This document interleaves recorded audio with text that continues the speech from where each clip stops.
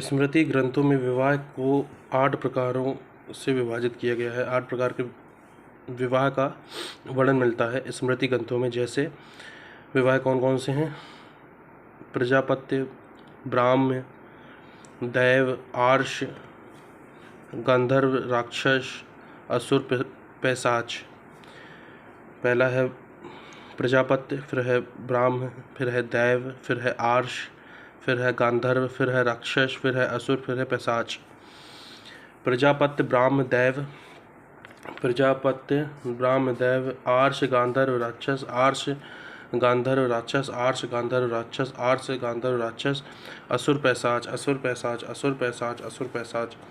इसमें प्रथम 4 प्रशस्त एवं अंतिम 4 को अप्रशस्त कहा गया है। प्रथम 4 मतलब प्रजापत्य, ब्राह्म, दैव, आर्ष। प्रजापत्य, ब्राह्म, दैव, आर्ष इनको प्रशस्त, और गंधर्व, राक्षस, असुर, पैशाच इनमें इनको अप्रशस्त कहा गया। आर्ष विवाह में याज्ञिक क्रिया संपन्न कराने हेतु आर्ष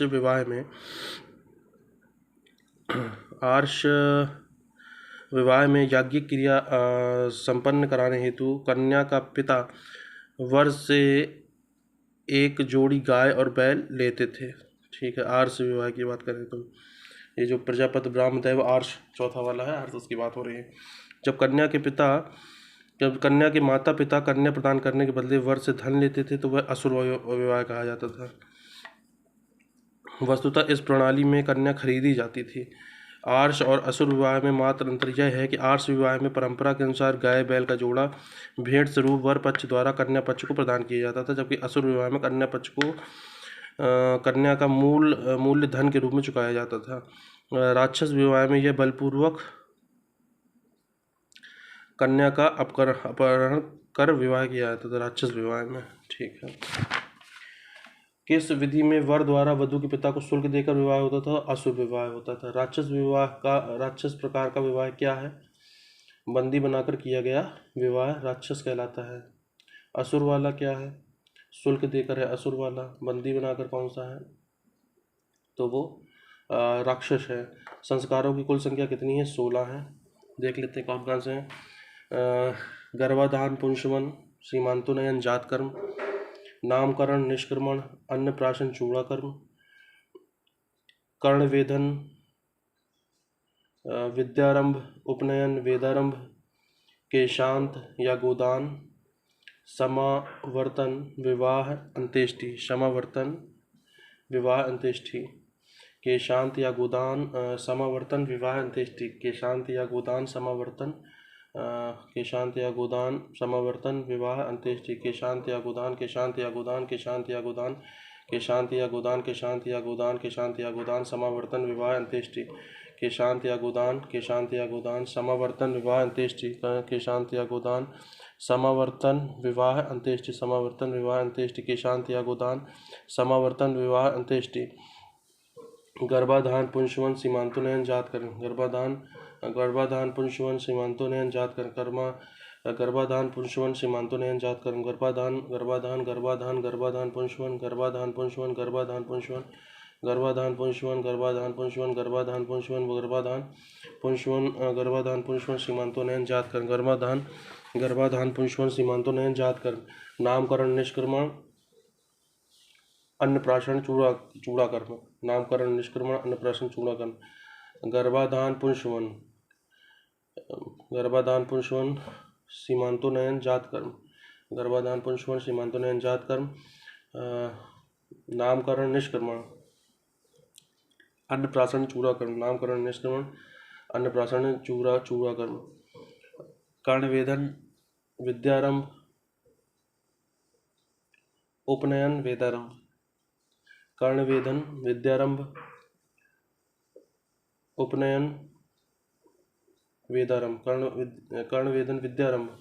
कर्णवेधन के बाद विद्या होगी और उपनयन के बाद वेद होंगे। कर्णवेधन, विद्यारंभ, उपनयन, वेदारंभ। केशांत या गोदान, केशांत या गोदान, केशांत या गोदान।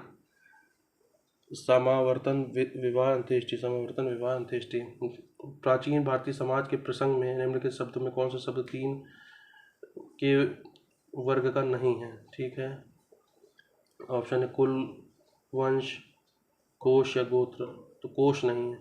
कुल, वंश, गोत्र परिवार संबंधी, जब कोश का संबंध खजाना या आपका किससे है, भंडार से है। किसको वर्ण संकर माना जाता है, हु इज कंसिडर्ड एज वर्ण संकर। सो आंसर, विवाह के लिए वर्ण की सीमाओं का अतिक्रमण, वायलेशन ऑफ वर्ण सिस्टम फॉर मैरिज। अंतरणी विवाह से उत्पन्न संतानों को सूत्रकार ने वर्ण संकर कहा। पूर्व मध्यकाल तक भारत में वर्ण संकर जातियों की संख्या 64 हो गई थी।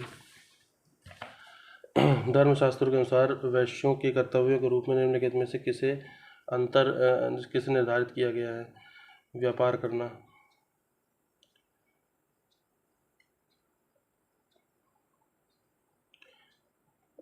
The basis of untouchability during the वैदिक एज वॉज व्यापार।